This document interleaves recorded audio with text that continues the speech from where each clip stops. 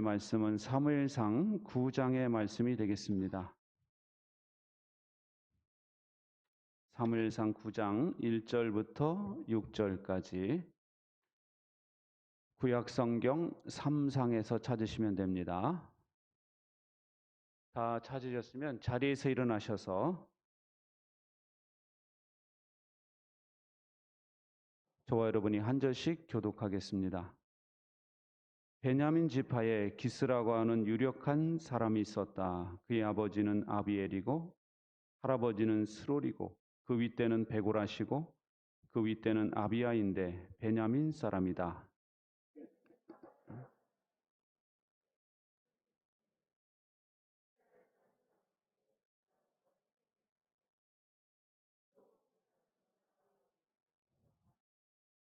그런데 사울의 아버지 기스는 자기가 기르던 암나기들 가운데서 몇 마리를 잃고서 자기 아들 사울에게 종을 하나 데리고 가서 암나기들을 찾아보라고 말하였다.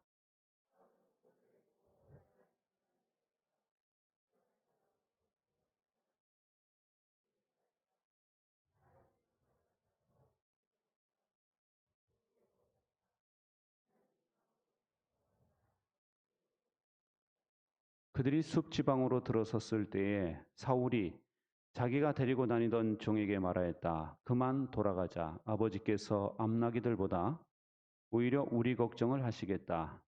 그러자 그 종이 그에게 말하였다. 보십시오. 이 성읍에는 하나님의 사람이 한 분 계시는데 존경받는 분이십니다. 그가 말하는 것은 모두 틀림없이 이루어진다고 합니다. 그러니 이제 그리로 가 보시는 것이 어떨는지요. 혹시 그가 우리가 가야 할 길을 알려줄지도 모릅니다. 아멘. 자리에 앉으세요.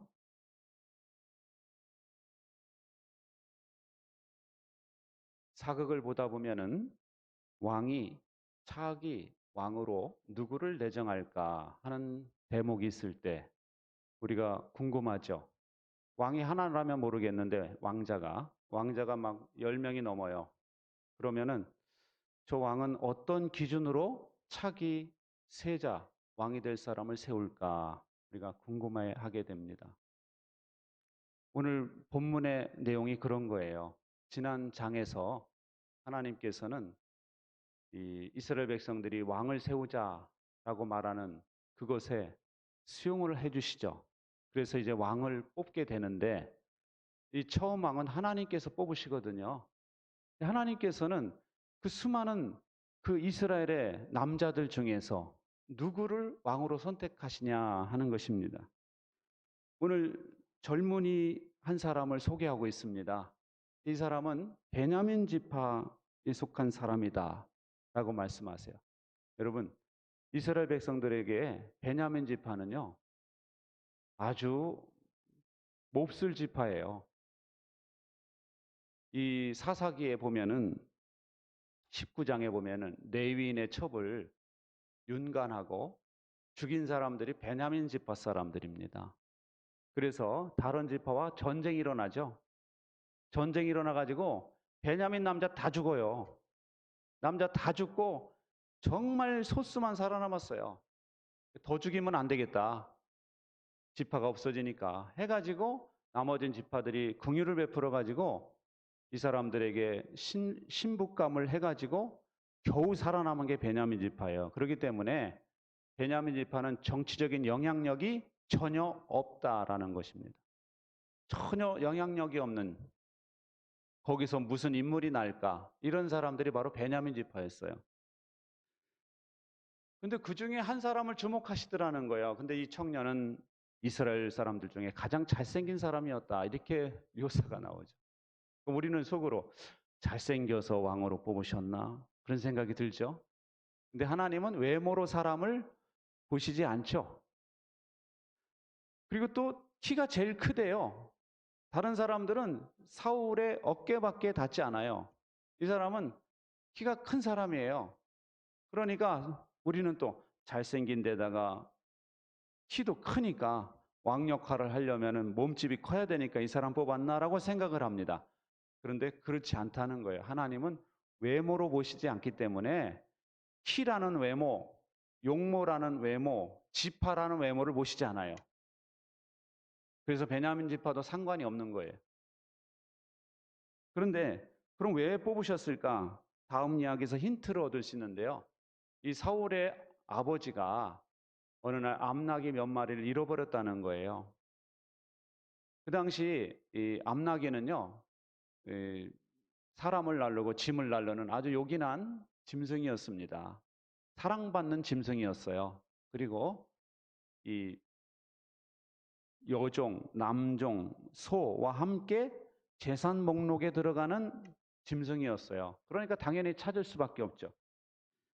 그런데 이 기스가, 사울의 아버지 기스가 사울에게 부탁을 하는 거예요. 종을 하나 데리고 가서 그 나귀를 찾아와라 하고 부탁을 하는 것입니다.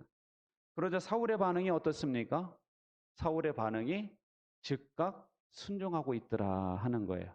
여러분, 이 점에서 사울이 엘리의 아들들과 다르죠. 엘리 아들들은 아버지가 명령할 때 순종해요, 안 해요? 안 하죠. 이 성전에서 죄 짓는 걸 금해라, 하지 마라 하는데도 이 사람들은 계속 죄를 짓습니다. 사무엘의 두 아들을 보세요. 아버지에게 말에 순종하지 않습니다. 뇌물을 받고 재판하고. 그런데 사울은 어땠느냐? 이 청년 때만큼은 아버지의 말에 즉각 순종하는 아들이었다라는 것입니다.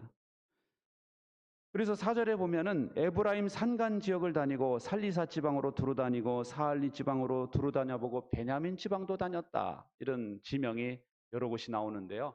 이곳에는 산간 지역도 있고 들판도 있다라는 이야기예요. 근데 이들이 다닌 거리를 대충 봐도 40km가 넘는 지역을 계속 돌아다닌 것입니다. 여러분, 어떤 아들 같으면, 만약에 말 안 듣는 아들 같으면요, 암나귀 좀 찾아와 그러면 뒷동산 대충 올라가 가지고 한번 휘 둘러보더니 없어. 그러니까 종하고 이리 와. 그냥 우리 쉬었다 가자. 그러면 나무 그늘에 앉아 있다가 뉘엿뉘엿 해가 지면 내려갈 겁니다. 그래서 없다고 그럴 거예요. 너는 왜 찾지도 않고 그러냐? 그러면 아니, 아버지는 그래, 나귀가 중요합니까? 제가 중요합니까? 막 이럴 거예요. 그죠? 근데 이 아들은, 사울은 청년 때만큼은 아주 신실했어요. 그래서 그 먼 거리를 계속 찾아다니고 있는 거예요. 그러면서 도저히 이제 못 찾으니까 종에게 이야기하죠. 우리 그만 돌아가자. 우리 아버지가 암나귀들보다 우리 걱정 더 하시겠다. 그러니까 이 아들이 아버지를 걱정하고 있는 거죠.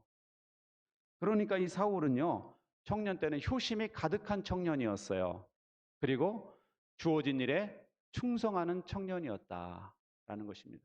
하나님께서 그 많은 이스라엘의 남자들 중에 왜 사울을 선택했느냐?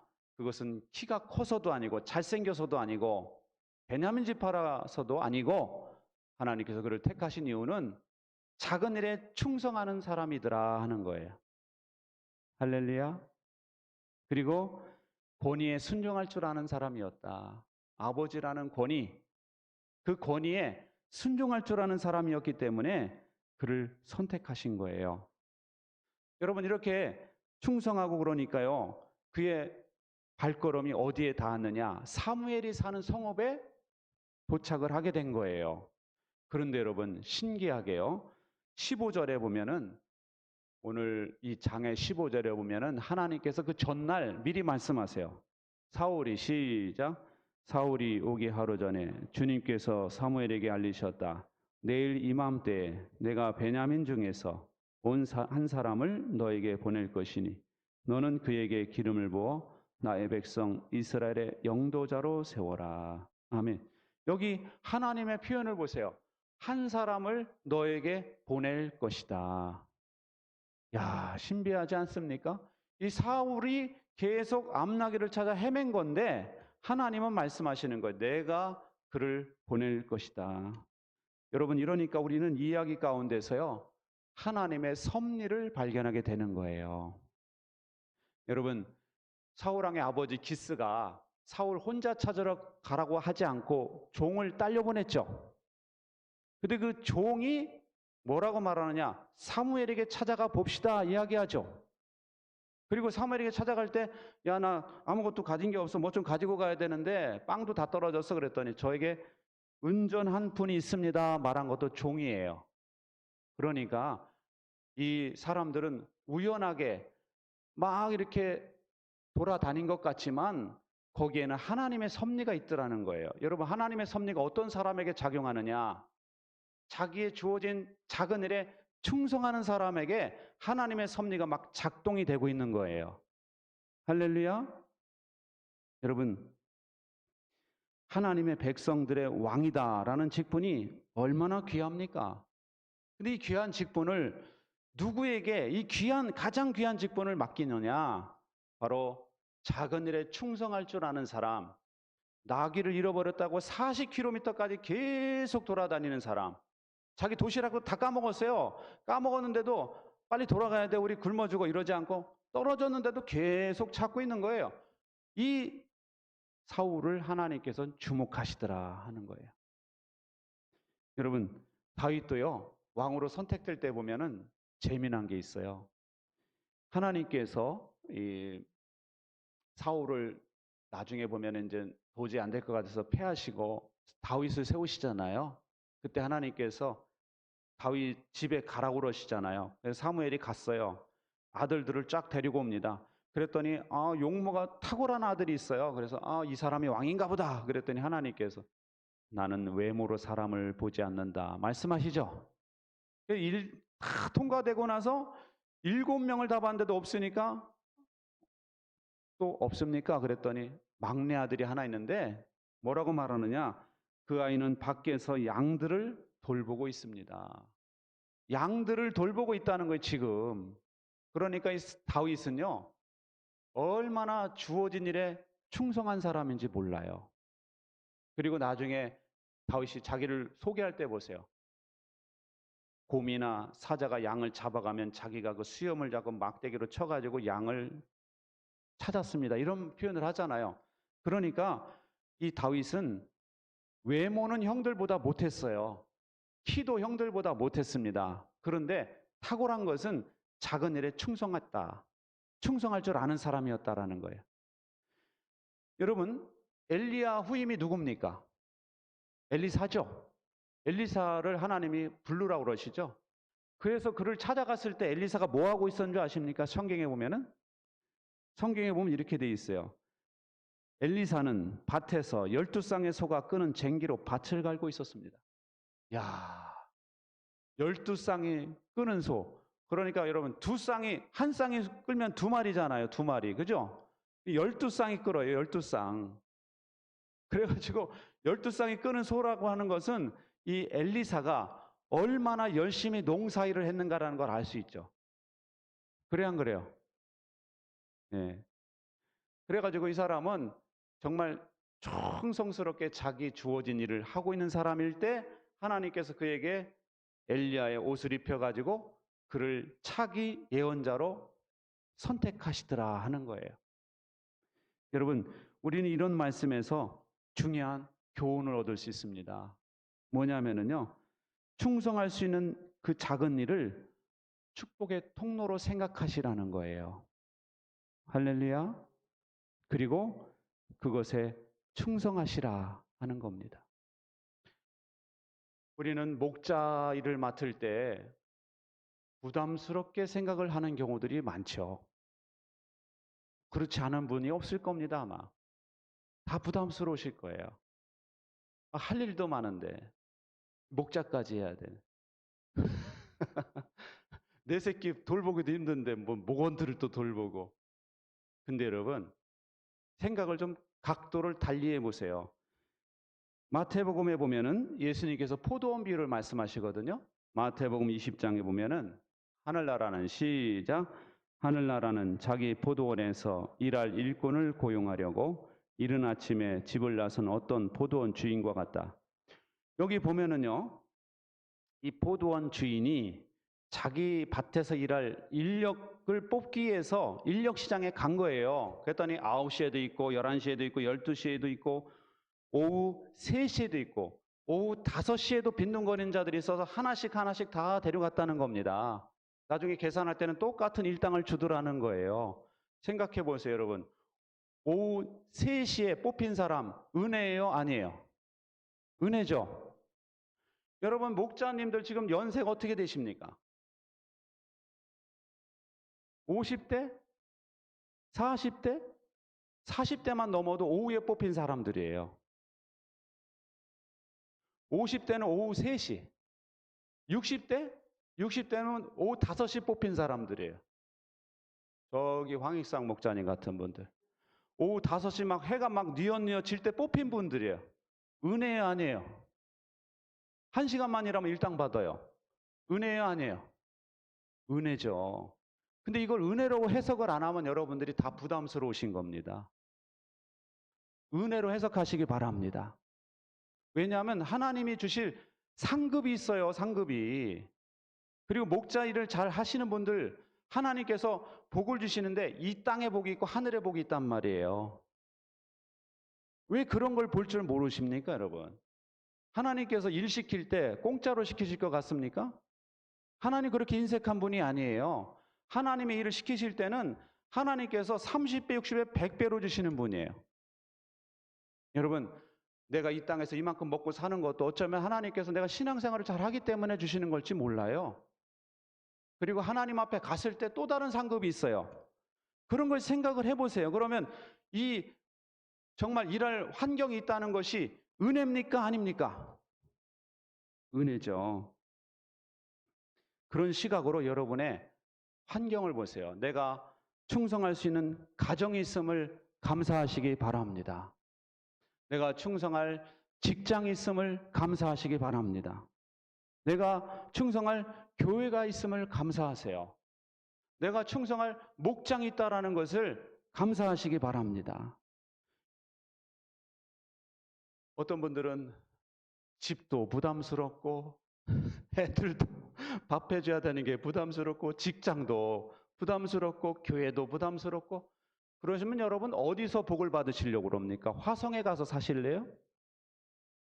직장도 교회도 집도 부담스럽다. 이거 좋은 태도 아니에요, 여러분. 빨리 고치셔야 돼요, 생각을. 집이 있는 게 감사하고 섬길 집이 있는 게 감사하고 섬길 직장 있는 게 감사하고 섬길 교회가 있는 걸 감사하게 생각해야지 자연인을 부러워하시면 안 됩니다, 여러분. 아시겠어요? 영국의 소설가 키플링은 충성을 다하는 것은 특별한 것이 아니라 눈앞에 있는 작은 일에 최선을 다하는 것이다 라고 이야기했습니다. 여러분, 충성을 다하는 것은 뭐 내가 특별히 순교를 해서가 충성이 아니라 내게 주어진 작은 일, 목자, 뭐 교회 청소, 주어진 어떤 작은 일, 내가 만나는 사람들에게 주님의 영광을 드러내는 그 작은 일들이 다 충성이 되는 거예요. 그럴 때 그것이 나를 더 큰 축복의 세계로 이끌어줄 줄 믿으시기 바랍니다. 시골의 작은 피자 가게에서 어떤 한 청년이 피자를 열심히 구웠어요. 그래서 이 사람은 11초 만에 반죽할 정도의 피자 한 판을 반죽할 정도의 기술을 익혔습니다. 이 청년이 토마스 모나한이라는 청년인데요. 이 사람이 세운 피자 회사가 있어요. 뭔지 아십니까? 여러분이 맛있게 드시는 도미노 피자. 이 사람이 시골에서 누가 알아주지 않아도 열심히 반죽하고 막 이렇게 작은 일에 충성하다 보니까 큰 도미노 피자 회사를 창업을 해가지고 거기를 이끄는 사람이 되었다라는 거예요. 미국의 강철왕 앤드류 카네기가 있는데 그 사람의 후계자는 찰스 쉬브라는 사람이었어요.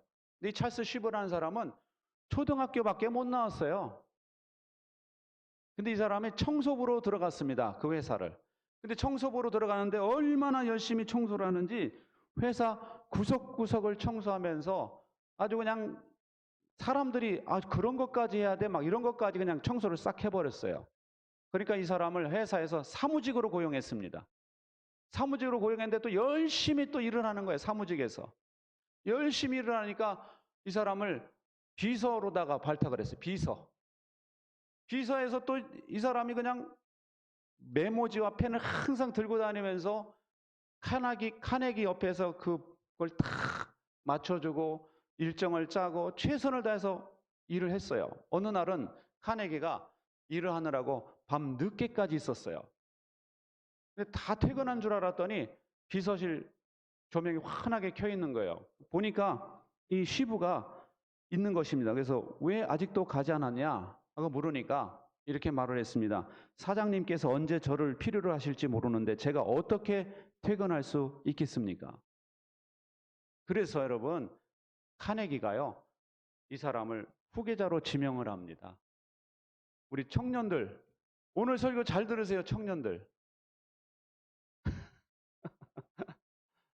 그냥 일당만 그냥 받으려고 그냥 대충 그냥 때우고 알바하면서 대충 하려고 하지 말고 거기서 최선을 다해서 해보시기 바랍니다. 거기서 정직원이 될 수도 있고 거기서 사장이 될 수도 있어요. 저는 이런 기적은 오늘날에도 얼마든지 일어날 수 있다고 저는 믿어요. 할렐루야. 오히려 옛날보다 요즘이 더 일어날걸요. 학력 그런 걸 보지 않기 때문에.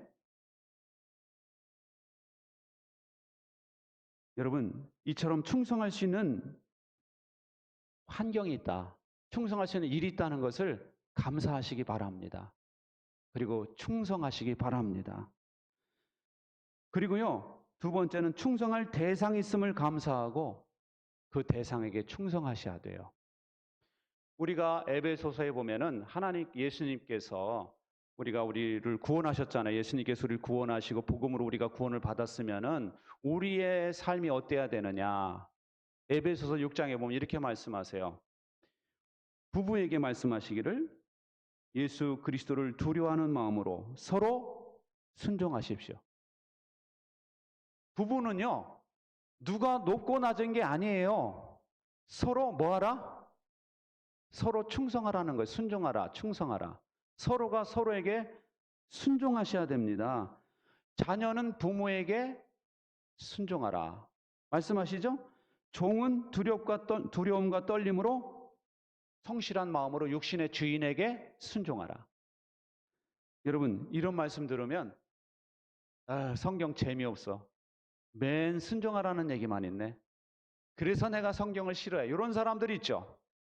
근데 여러분, 하나님께서 왜 충성하라고 그러시겠어요? 왜 순종하라고 그러시겠습니까? 그 속한 곳에서 부부면 결혼 생활을 통해서 복을 받기 위해서는 서로 순종하셔야 돼요.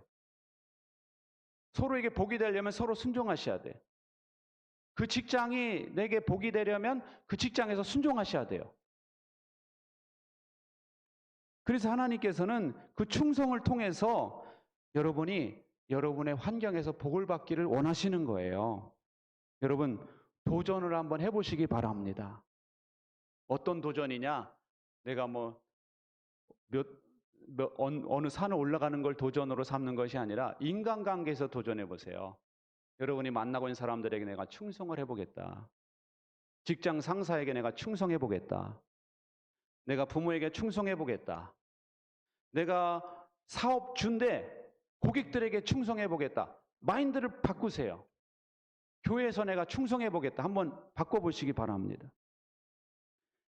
마지못해 아내를 도왔다면은 그러지 마시고 아내에게 충성을 다해 보겠다라는 생각으로 결혼 생활을 하시기 바랍니다. 할렐루야. 남편들 아시겠죠? 아무 말도 없었다. 그러시면 안 되고 저는 출근할 때마다 제 아내에게 경례를 합니다. 어떤 경례를 하냐? 거수 경례를 해요. 충성 탁. 이게 제가 일군 사령부 구호였어요. 일군 사령부 나왔는데 거기 구호가 충성이에요. 그때 태극기 앞에서 충성하고 상관 앞에서 충성을 계속 했잖아요. 근데 충성을 하면 할수록 이 마음에서 이 나라를 사랑하는 마음이 뜨겁게 올라오는 걸 경험했어요, 제가.